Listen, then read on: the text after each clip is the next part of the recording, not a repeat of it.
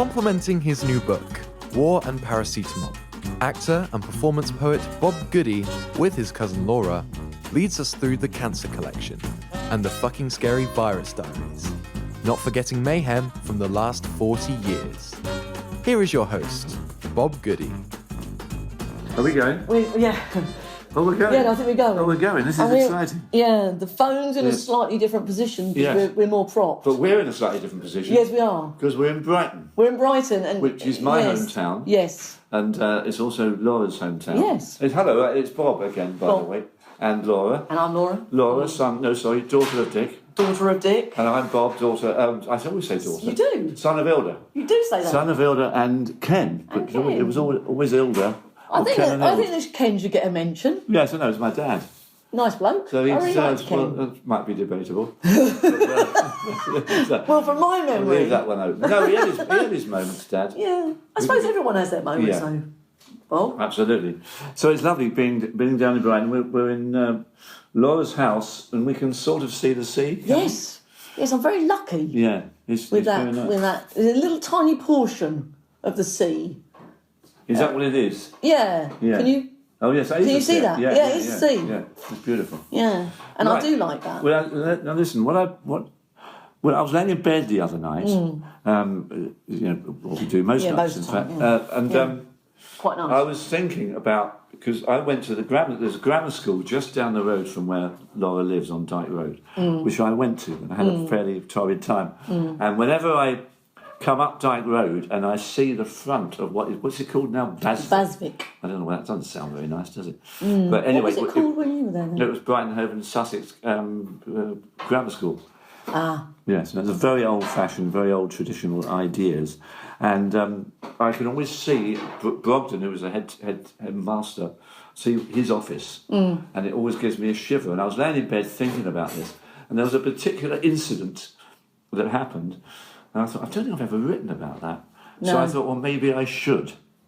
And I sort of laid there and sort of wrote it in my head for about an hour. I couldn't sleep because of all the chemo stuff that I think we've already referred to, which tends to keep you awake, and also the steroids, which are nasty. Yeah. And what makes the steroids even nastier is they affect the bladder. Nice. So I have to set my phone to wake me up every hour so I don't wet the bed. So it doesn't make for the most relaxing night's sleep, you know. So how many times? I wake up 4 or 5 times. And I get up at 5 o'clock and I'm knackered.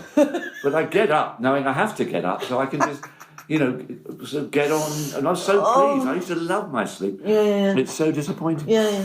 Anyway, there's a lot of things I'm not looking forward to as we get older. No, it's not great getting older. No. But actually, I just saw this. It's something I wrote a couple of weeks ago. It's a ditty. Would you like a ditty? Yeah, let's have a ditty. Well, I'll start off with a ditty, and it's called My Hat. Just shouted at my hat. Accused it of jumping up on our mini snooker table and ruining the bays. It won't do that again. Good, isn't it? It is good. Yeah, it's nice. Yeah. And actually, you've got a really nice hat on today. Nice one. Your nice hat. Oh, yeah. Yes. Oh, you've still got it on. Yeah. Yes, I do love a hat. Yeah, I know. I think hats might feature again. Anyway, so this poem, I'm now going to read you, is entitled "The Good Old Days." And before I start, this is in its handwritten stage, so it may need some tweaking. Okay. Also, when I handwrite, I tend to try and get it down. I then put lots of asterisks and numbers, so I go all over the place. So I might read it extremely badly, everybody, for which I'm apologising now. And if it's that awful, I'll start and stop, and I won't start. I've already started. I'll stop. And well, I'm all right. So I've got a cup of tea. Yeah, you just got to sit there with that. You could dive. Laura has a mug of tea that I think you could probably dive into. I know. Well, it's Gina, my darling wife, who's sitting outside, goes swimming in the morning. She could do a couple of lengths of your mug of tea. I thought I'd plan the tea for the podcast. Yeah. Excuse me, I've also got a cough. And also I don't want to get to I don't want to get halfway through and run out of tea. I mean, this is... No, I've got water. And we have got... We've got Chocky Bix. We've got Chocky Bix today. But they're not my traditional Chocky Bix. They're bourbons, which is controversial.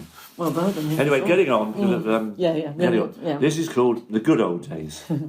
Okay.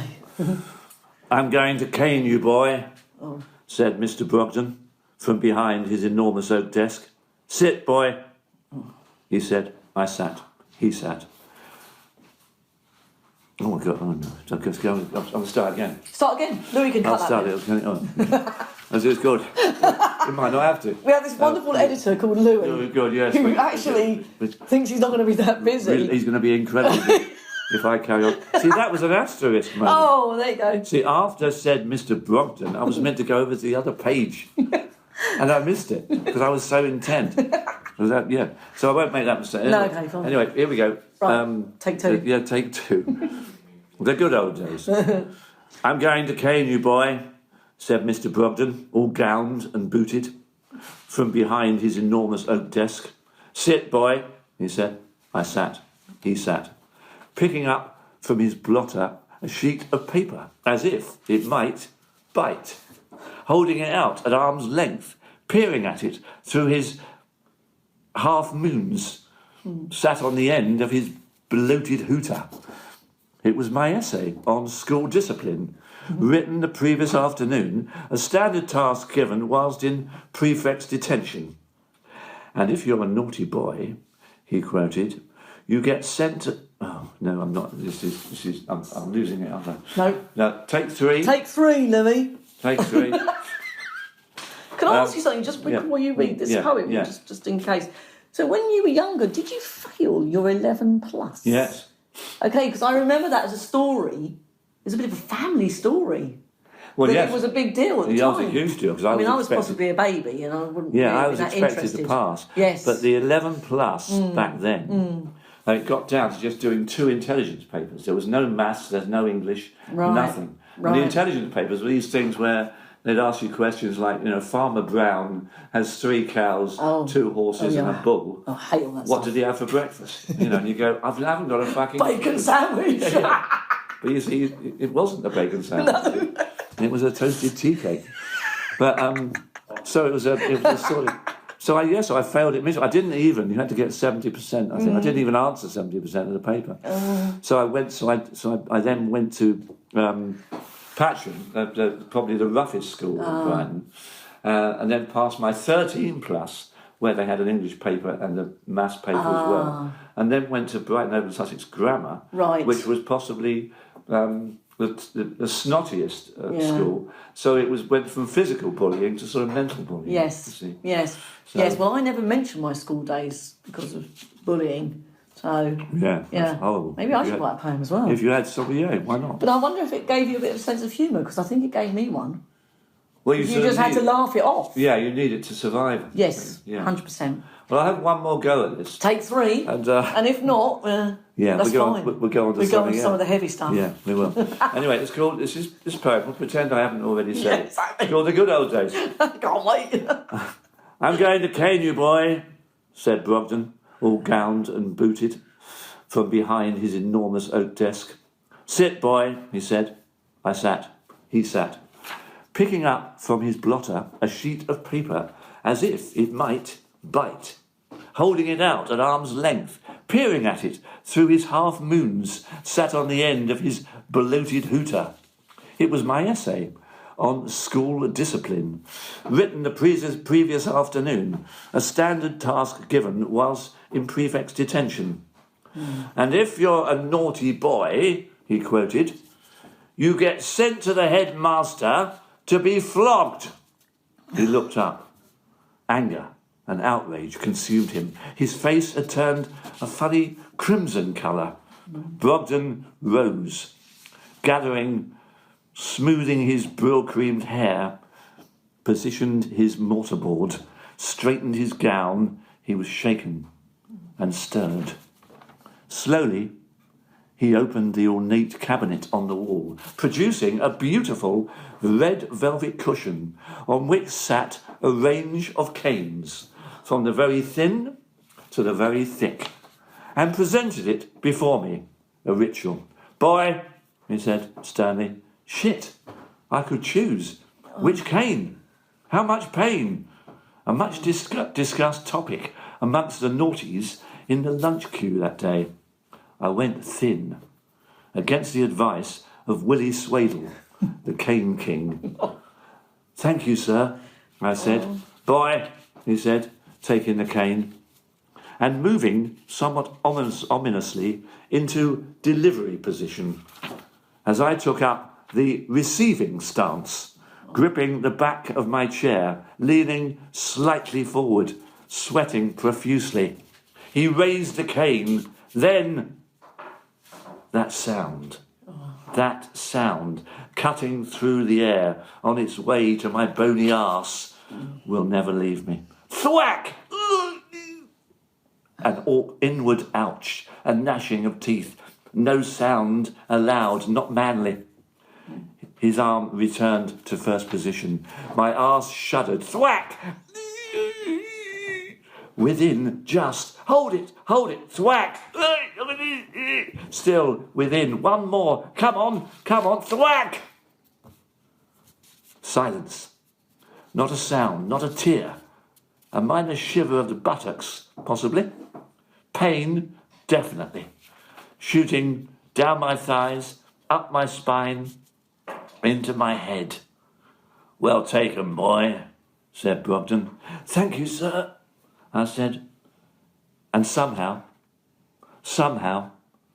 I don't know how, very, very slowly, I departed his study.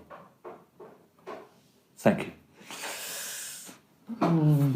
Okay, Bob. It's not as funny as I thought it was. No, I can't laugh. I actually can't laugh at this one. You didn't, did you? No. No, and I find that one a bit tricky. Yeah, I did get into telling it. I think actually I probably read it too well. Yeah. But that's extraordinary, isn't it? Yeah. It did have this red velvet cushion. Yeah, it's a lovely. Yeah. It's extraordinary. I mean, that's something else. I often find them funny, but I must admit I found that one a bit tricky. No, I'm sorry. I'm going to blame. No, it's okay. Yeah. I mean, we've got to go the full circle. Yeah, I mean, I thought it was. I thought it was funny, and I say, funny it was. I kept looking at you, and the pain on your face. Yeah, I know. It was It's a good job we're not on video podcasts. Yeah. I mean, we didn't have the cane at our schools. I'm a bit younger than you. Yeah. So those days were gone. But it I doesn't think they feel were nearly right. gone for me. Yeah. Yeah, it doesn't feel right. Yeah, I find that really tricky. Yeah. Yeah. It was. I mean, people you can't believe. And all he had in this cabinet. Yes. Was this Yeah. red? I mean, it was a really beautifully embroidered thing as well. Oh, that's not. Well, there's the positive. Yeah. Somebody had done some really beautiful embroidery on it. I'm just going to see if I can find another little funny one that might. That might cheer me up. Well, might lighten the air. I could go. Yeah, I don't know now. I could go somewhere else, but yeah. I was thinking if I went for another new one, it might. Well, is this with asterisks and? Well, yes, but it won't be so bad if it's short. Okay, I can get away with it. Yeah. Yeah. It's sleeping. I thought. Sleeping has become a chore, something I have to do in order to reach tomorrow. Generally feeling like shit. Take some more steroids. No, it's not going well again. We'll start again. Might be the location. Yeah, could be. Right. I thought. Sleeping has become a chore, something I have to do in order to reach tomorrow. Generally feeling like shit. Take some more steroids and off. Oh no. Oh, I thought that was part of the poem. I'll start again. No, start again. It'd be interesting to listen back to this, wouldn't it? Right, anyway, this is called Sleeping, I thought. Yeah. This is I got thrown by... I'd written on the other side of the page. It shouldn't be that unusual, I wish people could see what we're dealing with here. I know, I'm sure there's many more people that are much more professional when they're doing this. No, this is all I do. Okay, this is it. It's called Sleeping, I thought. I might be asleep in minutes. I might doze off as well. Exhausted. Sleeping has become a chore, something I have to do in order to reach tomorrow. Used to love sleeping and other more active activities in bed. See Pina's poems. But they both on the back burner at the moment. It's a nightmare.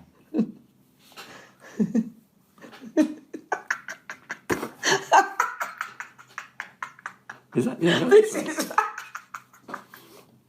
What's this one then? I've totally lost it. No. I don't. Oh, I know what that is. Right. I'm going to quickly go into another poem now. This is called "Gets Me Down." This is chaos. Is getting you down. It gets me down. Oh. I'm doing okay.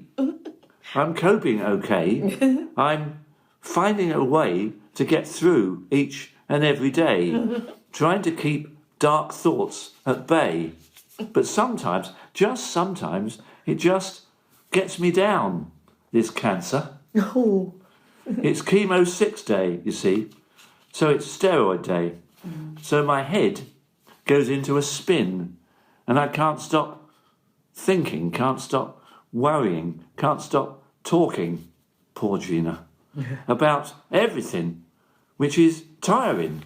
So I hit the wall like a marathon man and fall asleep and wake up, generally feeling like shit. Take some more steroids and off I go again. As Peter Cook once said, it's no way to run a fucking ballroom.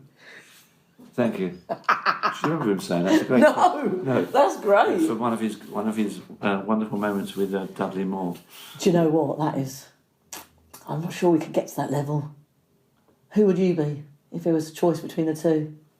I'm going to be Peter Cook. What, those... Well, Peter Cook, yeah. Well, I knew Peter a bit. Ah. Yeah, because he... A very amusing tale, actually. He was great friends with Mel Smith, you know, Yes. I worked with a lot. Yeah. And, you know, Peter loved to drink. Yeah. And Mel and I were doing one of our first shows at Hampstead Theatre Club, in the old theatre club. It's about a 200-seater. It's a very claustrophobic theatre. It's a wonderful space. Yeah. And we're doing this show. Was it? Oh no, it's The Gambler. We're doing The Gambler, which was... Oh, actually, I saw that. Yeah, you saw it. Yeah. So Peter, it was really exciting. Peter was coming, and went through the first half, and it went really well. It was a great show. Like I say, Yeah. Anyway, we had the interval, and went back to the dressing room, and we were trying to keep the intervals very tight because the show had a momentum about it. It didn't really want an interval, but they insist for bar. Oh, of course. Bar sake, yes, you know. yes, yeah. Anyway, we're waiting to go back in, and apparently there's some problem in the bar, and we hear that Peter Cook wants to take a bottle of whiskey in for the second half. So good. Yeah, and they said no, you can't take a bottle of whiskey in. You can only take a glass. And anyway, eventually they got him into the theatre. Anyway, at the end of the show, he comes reeling into the dressing room, and I'd never met him before. No. And he was just like he's a god. Yeah. I mean, a pissed god, but I mean, he was.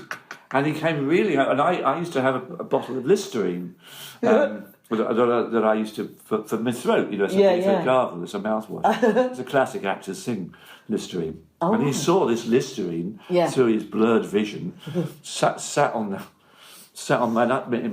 by my makeup, and he reached out for it. Yeah. I thought, what's he doing? I thought, no shit, he thinks it's a bottle of scotch. He got the top off and took a couple of swigs. Peter, for Christ's sake. Yeah. Didn't bother him at all. Everywhere. And then that's it, because I think, it was the press night. We then went to a nearby hotel. Yeah. And he got more and more drunk. Oh, amazing. His beautiful wife tried to look after him. Oh. It was very... Yeah. Oh, that's very, amazing. very Well, that's a good story. Yeah, it is a good story. Yeah. So... Right, on. Onwards and upwards. Well, shall we have I'll tell you what I was thinking. Yes. Because we haven't got that far into the cancer collection, have we? No. We've had a dip. Yes, we have and had... And we've talked about how I sort of... I discovered I got cancer. The cancer collection starts with this poem. And I thought it might be a good way of getting back into it. Yes. What do you think? Totally. Well, sorry, which one is it? It's called Woke Up One Morning. Yeah, okay. I'm going to actually get my swimming pool full of tea. Right. Sit back because... It's a long one. It's a long one, but and we both like a long one. Well, as they say. this one's something special. Yeah. It's called Woke Up One Morning. Woke up one morning, feeling good. Took my pill for anxiety, mug of Earl Grey tea, plain chocky bic, lovely.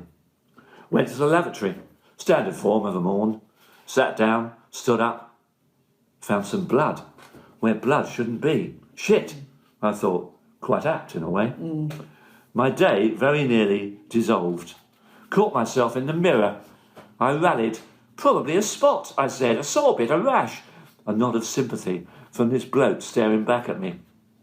Decided to ignore it. Next day, I woke, feeling not so good. Took my pill for anxiety, mug of Earl Grey tea, passed on the chocky bick, wasn't hungry.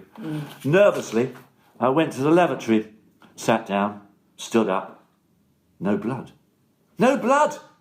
Did a semi-naked dance of joy in a confined space.